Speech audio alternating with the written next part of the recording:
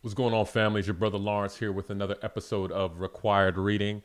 I'm excited about this week. We have three readings, and anything that has anything to do with friendship, pandemic, loneliness, how things have reached, how relationships have been reshaped and reimagined. I'm excited about that. So I'm going to kick it off, waste no time. I have to give a shout out to my sister Tamandra Morgan out there, Dr. Morgan. Let me get that right. She gave me the alley oop on the first one in the Atlantic by our sister Eva Hagberg, and the title is "The Pandemic Has Remade Friendship." Now, as I shared, that's my wheelhouse. I love anything that delves into that, and I'll start from the onset that nothing replaces in-person relationship. I do think that there is something I think quite even divine in presence, something that you feel, something that you even pick up in terms of your energy, your dynamic. There's different elements of communication that go beyond words. But what she picks up is just something unique. She kind of goes into her own story and of her reconnection with a college classmate, and ultimately the natural transition that happens over time when you get older and your social circles shrinks. But she does talk about the element of what this pandemic has presented for all of us.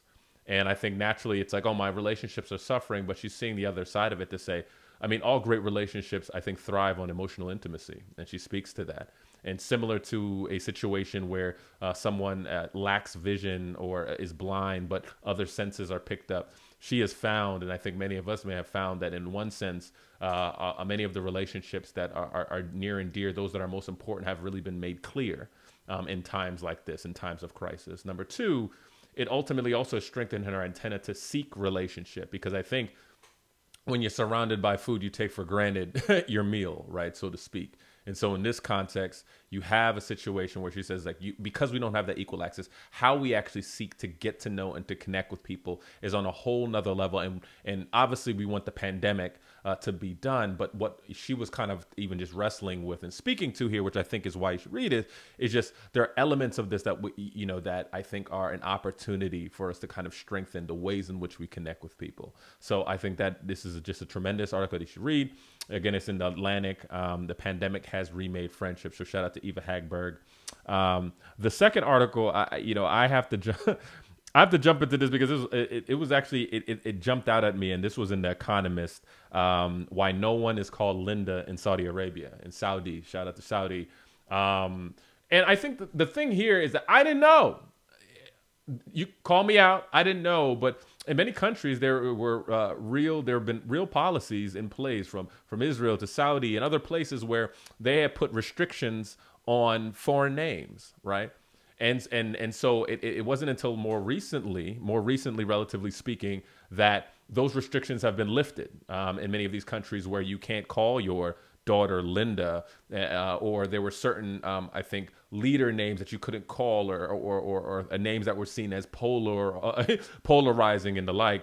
And so there wasn't so much freedom. On one hand, I think there is something to be said here. I think I know, growing up, there's so many people I know who had a foreign name and then they had the American name, and a lot of time historically we would just understand that from the context of pronunciation, which is a whole other conversation in and of itself, because I'm like, nah, you could pronounce Adjah. I don't know where the other syllables came from. You know what I mean? But this gives another wrinkle in it around beyond nationalism. But I think there's some element that people did that ultimately because they knew the type of world we live in. One of my boys actually sent a text to the group chat, which was a Google talk talking about what was the true cost of being black in America. And it all talked about, even in cases with resumes, depending on the name that was placed, what type of scrutiny it received, what were the actual chances of getting callbacks. And the actual empirical data bears out that it was a negative impact if you had a black sounding name. Now, I share that to say that it isn't something flippant when you read this article. It talks about nationalism, but I think it also, there's some, I think, some wisdom to it, not for the issue of racism and names, but something about honoring and actually taking value in the names that you have. I think there's something to have meaning. I just think that what threw me back was the idea that there were constraints, right? Because I do believe that, names should have meaning. I think even biblical times, that every name had meaning. It meant something. It really, really meant something. But just seeing that this was a restriction is just something that jumped out at me. And so I think it's just worth reading. It's a short, quick read, but it's just worth looking through and actually just thinking about. I mean, whether you are looking to have children or not, or even just thinking about in the country's context of like, wow, they said even there were some restrictions even in California up until really, really late. So again, it's just something to keep in mind, but I think something to read. I think is just quite interesting. So there's that. And then the last article, shout out to Adjah Harris from New York, from NPR. She's NPR. She does the Pop Culture Happy Hour. And the last article was, again, 21st, a brief guide to 21st century blackface.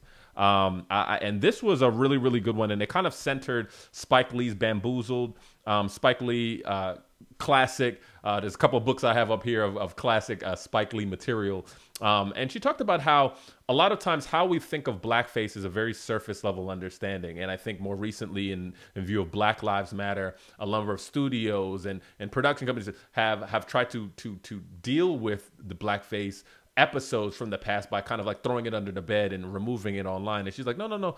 You know, they tell us something. And there are multiple ways that people use blackface. And she kind of presents Bamboozled, which I think in a real good sense, as kind of like the epitome and the highest standard of using blackface to really actually tell a story, to really give us a picture of just probably, you know, kind of the ridiculousness of kind of the Hollywood dynamic. There was a shout out to our sister Raquel Gates, who has written about this pretty extensively. But I asked people to read this, I think, because there's a larger thing in place. I think the easy thing to do, or I think in this times, has been something bad. We need to just get rid of it and act like it never happened. And you forget the conversation. We forget the intentions. And again, she gives actually a real systematic and really, really clear framework of like different uses of blackface and ones where were effective and ones that were not. But I think there's something that comes out of her piece, which is just that it tells a story. Even the negative things. I think it does a disservice, I think, to the country when, you know, you or country to the times when you lose those education opportunities, because it shows us ourselves, right? You know, if they were using it incorrectly, or if they were just trying to be offensive or for shock value, that actually gives you a picture of the conscience of our country at that time, a conscience of our country right now, the conscience of the people in leadership. And so we don't want to be in the business of rewriting history. That fix that we think is a fix, so to speak, is not really a fix. And so I love the nuance. I love the sophistication with which she unpacks it and minstrelsy and blackface. But I love ultimately that she kind of lifts up Spike Lee's masterful work, Bamboozled, which I think has just challenged me to actually go back to it, which I own. I go upstairs. I'm going to go check it out, put it on the list. I got a long list. Netflix is messing everything up because I got a long list of things. But I think it's just a great thing for everyone to read, to just level set, to have an understanding of things that are not necessarily admirable, not necessarily something that we're proud about, but what are the ways that we deal with it, and how do we learn from these things, and how do we actually see the intentions that actually were meant to educate. And so I want to shout out Adjah Harris. And so, again, these are the 3 recommended readings. Again, if there are readings that you come across that you believe that everybody should read, definitely send them along. But I really hope that you indulge in this and check them out and let me know your thoughts. All right, family. See you next week.